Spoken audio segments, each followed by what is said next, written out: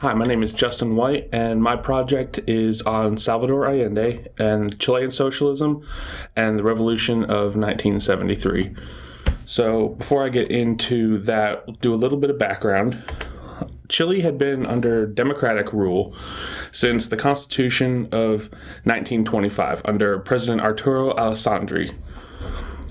This constitution went a long way to establishing democratic principles such as separation of church and state, the legislative initiative to the president, electoral tribunal, and the democratization of elections.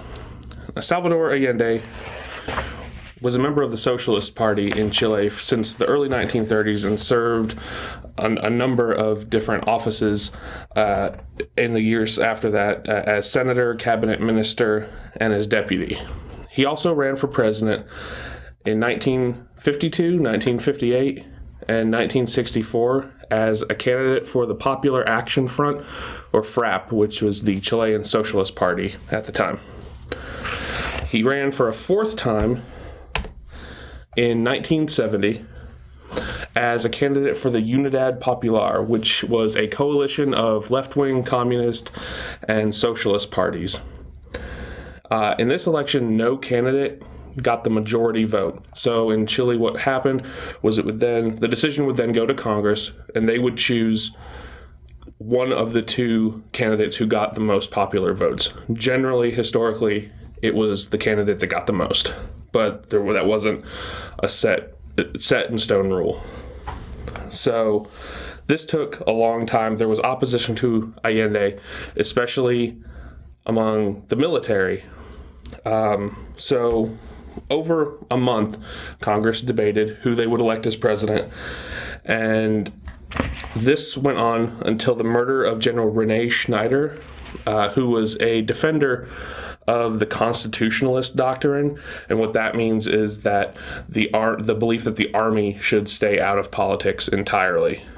And it was really clear, it was sort of an open secret, that the CIA and Richard Nixon had been involved or at least known about the assassination of Schneider. Once Schneider is dead, this ends the military opposition to Allende, though, and opens up the channels for him to become president, which is exactly what happens.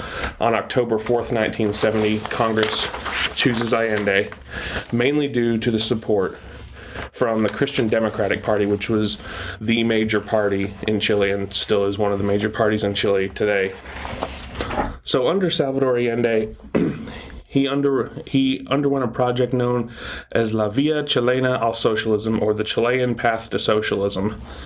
This included nationalization of major industries of the country, most notably copper mining and banking, but it included a lot of other industries as well. You also had things like government-run healthcare, government-run education, and land reform policies, really an expansion of land reform policies that had already been in place when Allende came into office. You also saw increases in Social Security, public works projects, and a lot of advances in workers' rights and benefits. You also saw a lot of programs designed to help the poor and the working classes. So you saw a lot of things like tax exemptions, and you saw these state-sponsored programs that were designed to provide education, help get food, help with housing assistance, and also literacy programs for the very, very poor in Chile, which there was a lot. And in 1971, a year after he was elected, he created the Office of the Women's Secretariat, which was pretty revolutionary at that time, especially in that part of the world. And this office dealt exclusively with women's issues, so things like women's health care, daycare, birth control, that sort of thing. So all of that sounds pretty good, but at the same time, there were a lot of problems in the first couple years of his presidency. So you had a lot of things like strikes. For instance, in October 1972, there was a strike by a lot of different workers, but mainly truckers. And what Allende did was had the government requisition these private citizens' trucks in order to keep these industries moving. This was deemed unlawful and unconstitutional by the Congress. So you also had things like racial tensions especially among the poor and the working classes, and that all these wage hikes and benefits were at the same time negated by rapid inflation. So really a lot of these benefits as far as workers' pay and stuff like that weren't really having much of an effect at all because the inflation was getting out of control very quickly. Allende at this time too started facing a lot of opposition within the Congress, especially from the Christian Democratic Party and the Nationalist Party, who had supported him in his campaign. They had since backed off of the socialist platform a little bit and saw what Allende was doing and feared a Castro-Cuban-style dictatorship in Chile, and they really wanted to avoid that. At the same time, you get things like a decline in copper price and a decline in domestic food production, and these were all due to Allende's nationalization of those industries, like I said before, and his various agrarian reforms.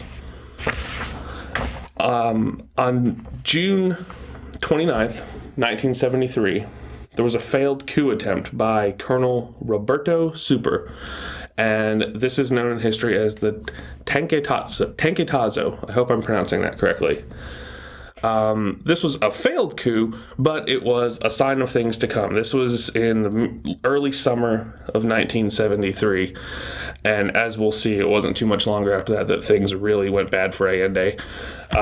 This strike, even though it failed, led to a series of strikes.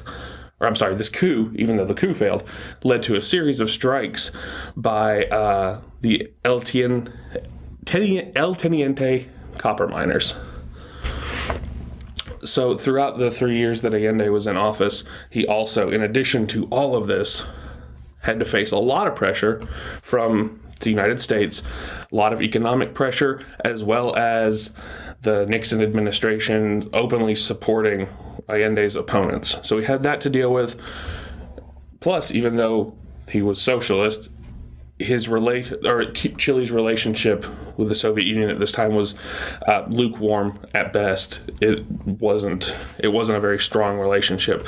So this is a lot going on for Allende to deal with in a very short amount of time. So he's only been president for 3 years, not even 3 years at this point.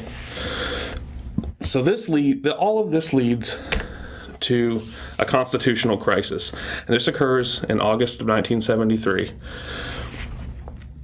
The Chamber of Deputies, which was a coalition of the Christian Democrats and the Nationalist Party, the two parties I mentioned before, deemed the government unable to enforce the rule of law. And what they do is they vote in favor of a resolution calling for an end to breaches in the Constitution. Basically, they were calling a lot of the stuff Allende was doing unconstitutional and were calling for him to get out of office. So some of the things, they accused him of a lot of things in this resolution. Some of the big stuff, though, they accused him of ruling by decree, and they accused him of purposely not enforcing the law if it was contradictory to his objectives, and as well as illegal repression, particularly with the El Teniente miners and various other strikes that have been going on in the years previous, illegal repression of these protests. The Chamber of Deputies called on the military to enforce order, while at the same time condemning Allende's creation of government-protected arms groups. Allende was trying to completely reform the military and the police, and these arms groups were government-protected, which they saw as a threat. So they're calling on the military to restore order. This brings us to August 24th of 1973. General Carlos Prats was the commander-in-chief and had just been installed by Allende as the defense minister, as one of his strongest allies. Because of an unrelated scandal, Prats is forced to resign on August 24th and is replaced by Augusto Pinochet. On the same day, Allende gives a speech responding to the resolution and all the criticisms of his administration. Basically, he defends himself and accuses the Congress of promoting a coup or promoting a civil war. So all of this leads up to September 11th, 1973, in which the Chilean military did stage a coup successfully. They began that morning, and within a couple hours, the military was in control of Chile, with the exception of the center of Santiago, the capital, which included the presidential palace, La Moneda. Allende hoped that some in the military, especially Pinochet, would remain loyal, and even though a lot of his aides and a lot of his friends and colleagues telling him surrender or go into voluntary exile, go to Mexico or go to the United States or go to Europe or go to the Soviet Union, Allende refused all of this. Allende would not negotiate, he would not surrender, he would not go into exile. So, of course, Pinochet turns out not to be loyal, and about midday orders an armored and infantry assault on the presidential palace. Then that would be soon accompanied by air support. While all this is going on, with gunfire and explosions in the background, Allende gives his farewell speech, which you can go listen to. It was really interesting. And not too long after that, within a few minutes, maybe an hour, Allende is then found dead in the presidential palace as Pinochet's forces are storming the palace. So this has been a big controversy. It was then and it is now as to whether Allende committed suicide or he was assassinated. So that goes up to today. In 2011, the case was actually reopened and there was a judicial investigation. Allende's body was actually exhumed and investigated by several forensics experts, and it's now kind of accepted that he was in fact assassinated and he did not kill himself.